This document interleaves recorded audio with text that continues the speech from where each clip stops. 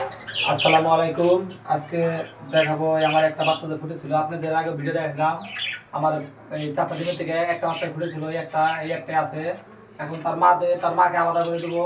একটাই কারণ, এই তার মা পেটে চর্বি জমে গেছে। এই দেখতে পাচ্ছেন, এর ভিতরে এখন এই বাচ্চাটা রাখবো। এই যে এরকম রেখে দেবো, ভিতরে এই বাচ্চাটা রেখে দেবো এরকম করে। আর এই হাঁড়িটা আর রাখবো না, হাঁড়ি বের করে ফেলবো।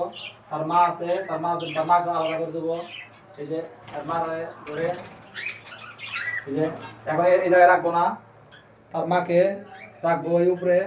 দেখতে পাচ্ছেন, রাখার কারণে যে দেখতে পারে এর মার পেটে চর্বি জমছে, পেটটা বেশি ভালো না, পেটটা ফুলে গেছে, ফুলে ফুলে গেছে পেটটা, বুকটা ফুলে গেছে। অনেকবার ডিম বাচ্চা করার পরে এই পাখিটা অসুস্থ হয়ে গেছে। এই কারণে এই পাখি দিয়ে আমি আর ডিম বাচ্চা করাবো না, কারণ এই পাখিটা আমি রেস্টে দিয়ে দেবো। এই দেখতে পাচ্ছেন, এই যে দুইটা আমি আলাদা করে দিয়েছি, দুইটা মেয়ে দুইটা ছেলে আলাদা করে দিয়েছি।